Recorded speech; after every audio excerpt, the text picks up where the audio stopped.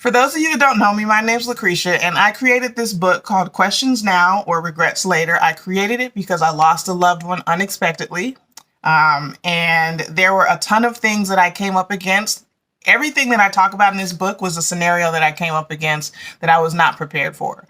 And so when I started talking to friends and family, I would hear, oh, I went through that. Oh, I went through this. So I thought, I never heard anybody say anything like this. If I knew better, I would have sat down with my mom and I would have had a conversation with all my siblings to discuss how every person is going to play their part and how we can make sure that we're all on the same page.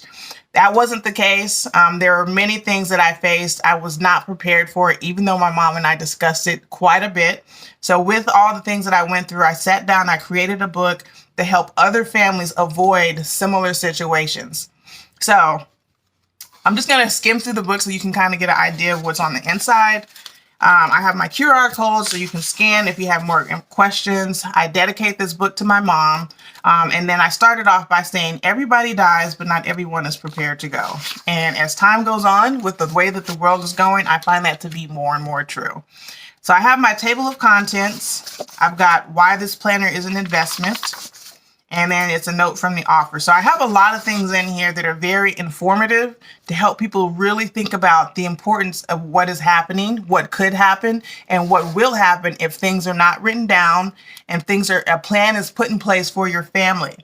So I start off by saying 4 reasons people avoid end-of-life planning with life insurance. Life insurance is one of the most important things that you could get for your family, because if you don't have the money to pay for it, if you don't have it saved up and you don't have a job or anything like that, do they have enough money to stay where they're living?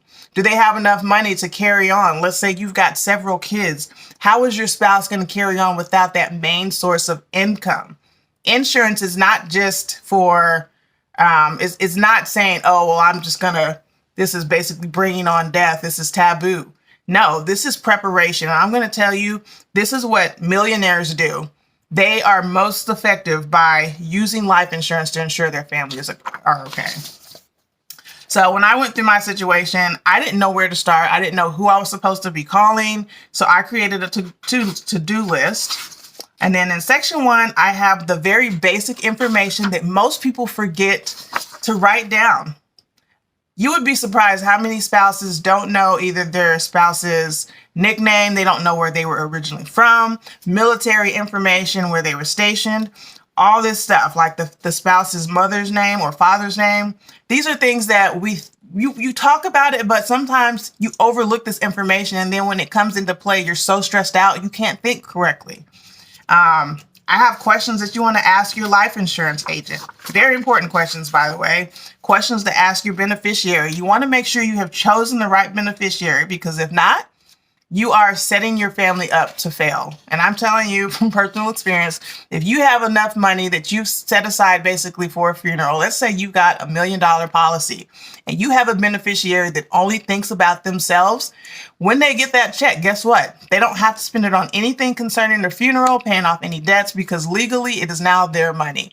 So it is to your benefit to make sure that the person you have chosen to be a beneficiary is suited to fit the task at hand. Not just because it's a family member or you gave one family member something and you didn't give the other one. You want to make sure that the person that you have chosen, they are able to handle stress, they know how to talk to your family, and that they are going to do what you ask, not what they want. This is pet friendly, information about your pets, information about education, your spouse, your interest in hobby. And these are all things that are important that they will ask. If there's anything to happen to you, you have it all written down. I have a section for family, notes that you can write to your family, your spouse, your children, your siblings. I actually have created another book that's called Notes from My Sons or Daughters. So I want you to understand, a lot of times we as parents, we go through things and we don't always inform our kids of what's happened, like how we became the person that we have become. Even though it was very controversial, it made you a stronger person. And we forget to tell our family that. But these are the things that can help carry our family through. I'm going to tell you, my mom used to talk to me all the time about things that I was like, why is she talking to me about this? Like, why does this matter? And those are the conversations that I pull from when I'm feeling bankrupt. And those are the conversations that I have with my own kids to make sure that they are properly prepared for anything that could come to them in life. So this is where that came from, because my mom talked to me all the time, and those are the conversations that are helping me right now to this day. So I have my notes for children, grandchildren, additional notes, and then we've got section 3, which I call legal. Will versus trust, questions to ask your lawyer, power of attorney, medical, advanced directives to consider. All these are absolutely important. That way, if somebody has to get called to make a life or death decision, they don't have to scramble through a bunch of papers. They can come to this book and know that they've got all the information that is necessary. Now, I made it bright the way that I did for a reason, because if you just make it really bland, it's gonna blend in with all the other books. But it's so bright that it's an eyesore. So you put it up against a bunch of other books, guess what? This is gonna stand out. So, questions to ask your bank or financial institution.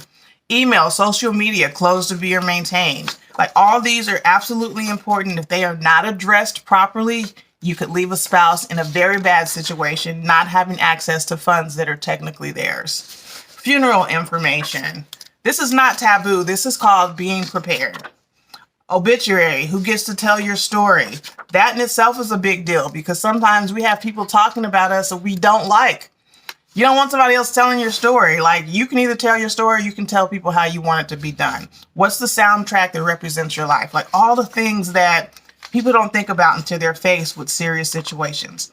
So listen, I also have a website. It's called notyourtypicalplanner.com.